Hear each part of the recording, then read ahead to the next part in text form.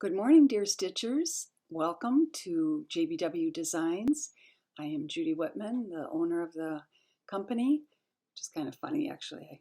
I don't think of it as a company, really. It's just what shall we call it? A conglomeration of designs that I've been working on over many, many years. Let's see. I have so much to show you this morning, and so I am surrounded by stuff. And the theme that I have today is rabbits. That's the first part of the video. And after I show you all the rabbits that I have in my office, you'll probably think that I am certifiably nuts. And that's okay, because we all have collections, and I have many collections. So I thought it'd be fun to show you some models that I've used and that I've stitched and designed with the rabbit theme. Because it's still spring, and I kind of missed the Easter window, but I thought it'd be fun to show those to you. So I want to start off today with thanking you for watching the video. I've actually something to admit that I actually did not watch that many YouTube videos until I started filming them. And now I have started watching them, and my goodness, you have hundreds to choose from. So the fact that you watch mine is, I'm very thankful for, and I appreciate it. So I wanted to tell you about some of the comments that I had in my last video, interesting comments. One had to do with one of the red and white samplers that I released. I don't know if I pulled that booklet out. I don't think I did, but it had the word DANKE. MEIN, and I wasn't sure of the translation. So someone was nice enough to write and tell me that it means think of me or forget me not, which I think is such a beautiful sentiment. So that is in I don't know if you can see it, but it's the sampler that's way over in that corner. So that was one of the comments that was fun. Another one asked me, because I talked about the 10 commandments of stitching, and asked me why stitch red samplers. And I had to write back to her and say, I don't have a good answer for that. I think the commandments of stitching were kind of written with a sense of fun about it. And obviously red samplers are really appealing to some people. So some of these things we don't know. We don't know why. And then someone else wrote and said she was appalled that I didn't have more subscribers. And how does one answer that? I'd love to have more subscribers. And every week I'm so pleased because the views are growing. So I'll just take what I have and be thankful for that. And then I always go back and look at the videos to see where I goofed. And in the last one, I talked about two gals that produce videos, and I called them Brenda and the Serial Stitcher, and it's actually Brenda and the Serial Starter. So I apologize for that error. I'm sure you knew what I was talking about. And then this last week, I received the most amazing gift. I was so touched by it. I have written back to Teresa to thank her for her generosity. And this came about because she had been watching previous videos where I talked about my chintz designs. So this was the booklet that came out with the alphabet. Oops, as I throw it away here. And then I did a little kit with using the chintz designs. This is one of my collections. And in that previous video, I had shown I had a little sugar and creamer bowl. Well, look what she sent. Isn't that gorgeous? So it's part of this Royal Albert china, and she said she didn't need it anymore. She wanted me to have it, and I thought that was just so sweet. I love it to pieces. And she wrote a really sweet note to me about where she found it, and she found it in North Carolina at a little shop. And then at the very end of the note, she said, "Life is crazy beautiful. Enjoy the gift." So I am enjoying the gift, Teresa. Thank you so, so much. So let's move on to our rabbit theme this morning. So I started out years ago when I first started designing the French Country line of books. Ironically, the very first design was a rabbit. You know what? I'm gonna veer off this just for 1 second because I haven't shown you all the rabbits in my office. So if you look right behind me, I'm pointing, but you can't see me pointing. There is a rabbit lamp right there.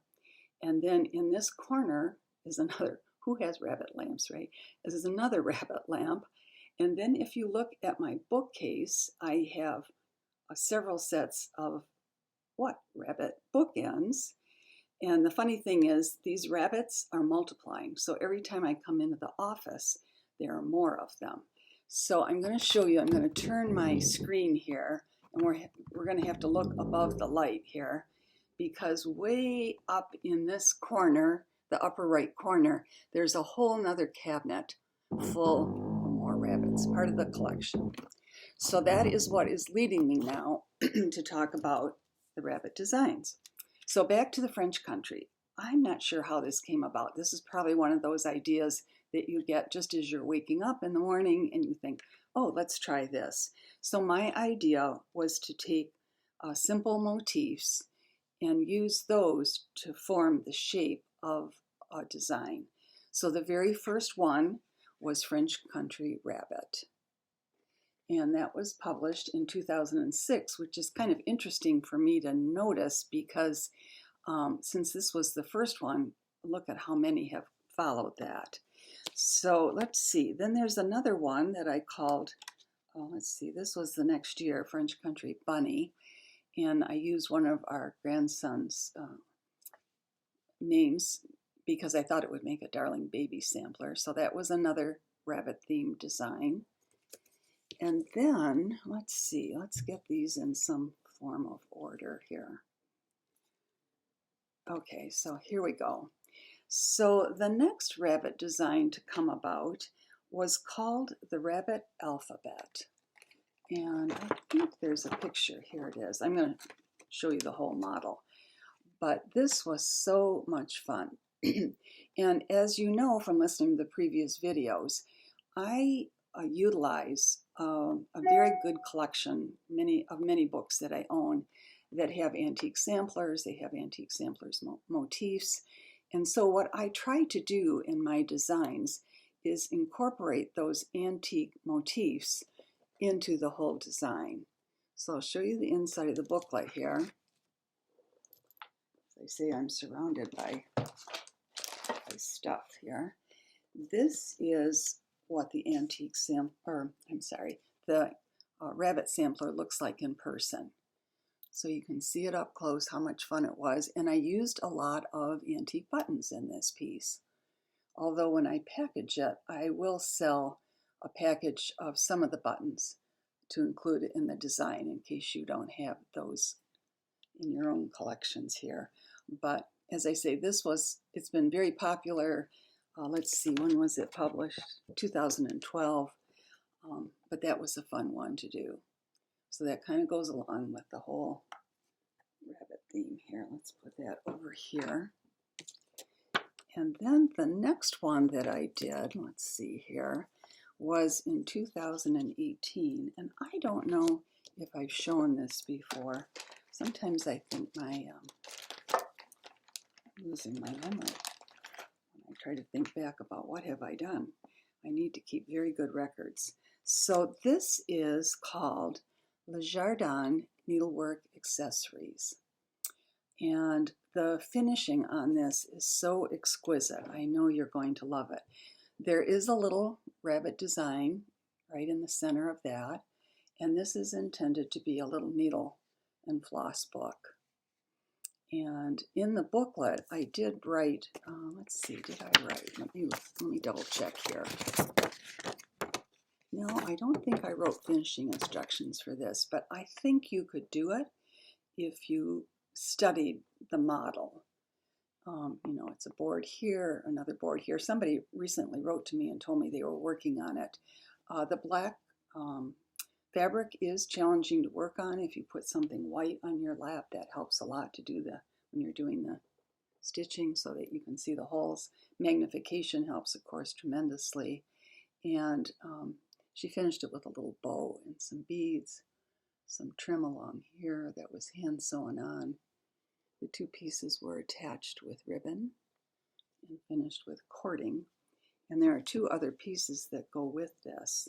There's a little scissor case. You can see that one with a tiny little rabbit in there. And then there is even a little scissor fob. Whoops, let me get that up higher. There we go. You can see the little scissor fob. So that was another part of my rabbit collection here. Let's put this over here. And the last one that I want to show you of those is called Rabbits in the Round. And as you know, I love doing series. And this was the first in the round series. And it was very well received. This was at the last Nashville market that we had a year ago. And I stitched it over 2. I'm going to show you that model.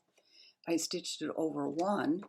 And then I also did another little design that goes on the inside of the lid of the box.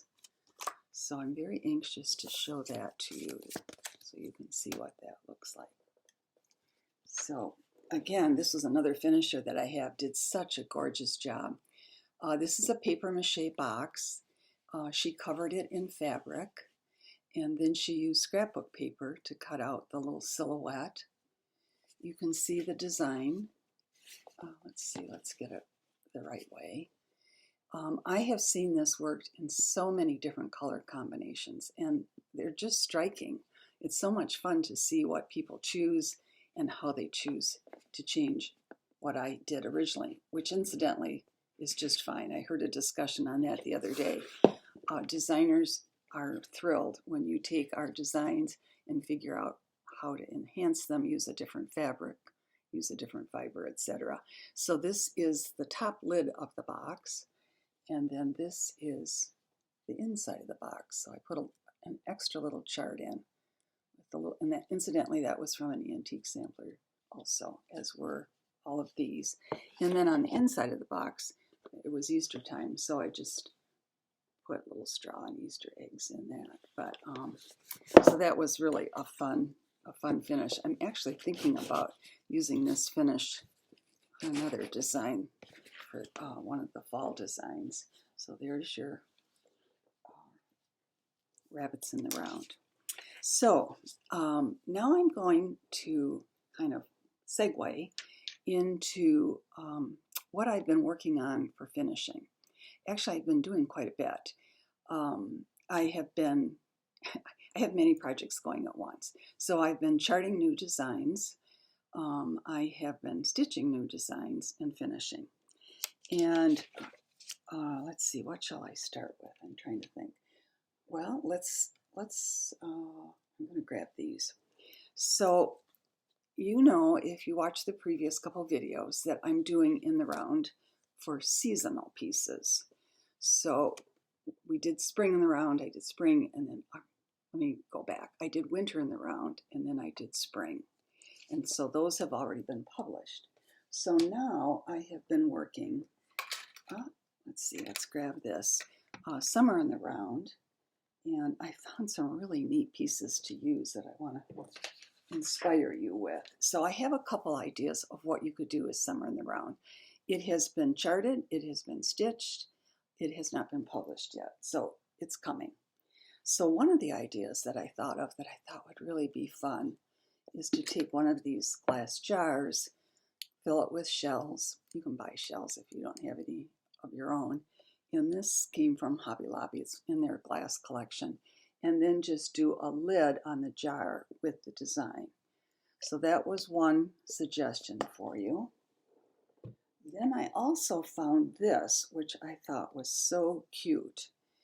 And I was going to use it for the summer in the round for the design over one, but I had already stitched my models, and I would have had to take this apart and repaint these sections to coordinate with it. And I don't know, it seemed like too much work. So I'll probably return this, but I thought it was so cute. And you could actually, the summer in the round, there you go, would fit in the center of this little piece. So let's see, what in the heck is it called? Well, it's just called wall decor, but has a little hook on it. So that's another idea for you. I've been on a hunt for finishing ideas, and this is another one that I'm really excited about. So I found this, I'm trying to remember which store, at Michael's. And it is just, a little easel frame you can see on the back. And the size in the center is perfect for the seasonal over one designs. In fact, what you could do is you could finish each one and then just alternate them out. You only need one frame. So I took my summer in the round design, and let me tell you about some of the things that are in there. There's a whale, a sailboat, a seahorse, let's see, a palm tree, fish, anchor. There's a sun hat down here. I'll show you the bigger one. It's easier to see. But it's so much fun to make a list of all the motifs that I'm thinking of and then try to figure out how to fit them in. So this was pretty easy. I just mounted the piece, has a little piece of glass in there, and fit it in the back of it. I did put felt under this, but I don't think I would the next time because it turned out to be just a little thick. So that was one of the summer designs that are finished. And then this is the other one that I did. And this frame also came from Hobby Lobby. And it's quite unique. I want to show you what this looks like. So if you turn this little knob here, these are actually 2 panes of glass. And you can slide them out. So I was trying to think of how can I use this. So I found some scrapbook paper and to go with the frame, and then I just finished it as a circle and put the cording around the edge and glued it to the glass. I actually have, again, I often do this, I stitched this twice. So let's see, this is a little easier to see the motifs. So there is a lighthouse, a bicycle, a sun umbrella, a basket. So those are some of the other motifs that are, an ice cream cone. So there, I tried to fit a lot of things in here. So I actually also stitched this in a lighter shade of aqua. And I might, sometimes I change my mind. I might change this out and put this model in here. I think I like it a little better. You can kind of see. So we'll see. I'll have you vote on that and tell me what you think. So that is Summer in the Round and the finishes for that. Then I also have charted and stitched Fall in the Round. And I tried to choose not as many Halloween themed ideas, but more fall, like an apple tree, a squirrel, a crow, a turkey, all the things that you would encounter in the fall. So this one, I'll show you, this is the color, and I'm going to put it again in the little round wooden frame. And then my idea for this larger model, which you can see right here, I've actually changed midstream because I had bought a wooden plaque that was kind of rough looking, and I've painted it and shellacked it, and I am just not in love with it. So I think I'm going to go back to using the paper mache boxes, and those also come from the craft stores. And I think I'm going to mount this one on the top of the lid of this box. I have some darling checked ribbon that I thought I'd use, and maybe I'll find some other little trims for that. So those are all projects underway. I have a few more to show you that are also underway. So my daughter asked me if I would stitch the little sailboat that appears in the Seaside Series 7. So when I was down in Florida, I stitched that for her.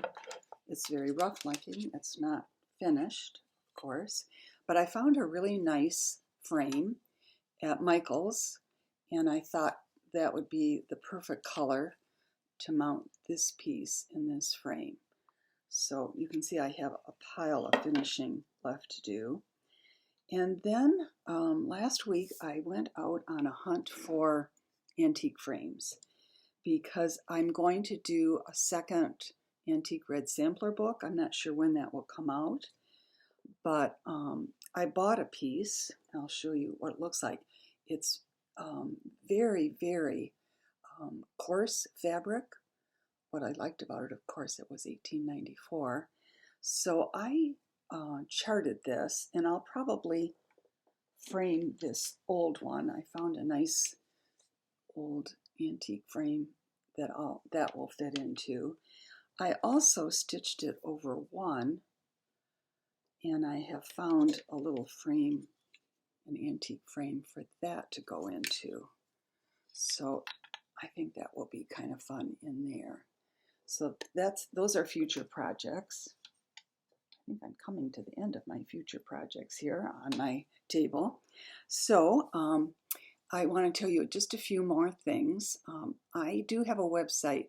I'm sorry to say it is very, I guess I should say out of date, because we just haven't had time. My assistant hasn't had time to get all the newest product pictures up there, and I apologize for that. There's so many other things that seem to pop up that need to be addressed. But I do have a little shop on that website, jbwdesigns.com, and I do carry a lot of my older patterns on there. So if that's something you're interested in, just check it out. I also wanted to tell you I don't have a shop this week. I tried 2 different shops and ran into roadblocks with each one. So I'll feature another shop on my next video. But I do have a trunk show, and it is with Zweigert at the Celebration Show that is being held this year in Nashua, New Hampshire, and that show is put on by Pam Reed. So if you're in the area and are planning to go to the show, I hope you'll check out the models. I sent quite a few to him.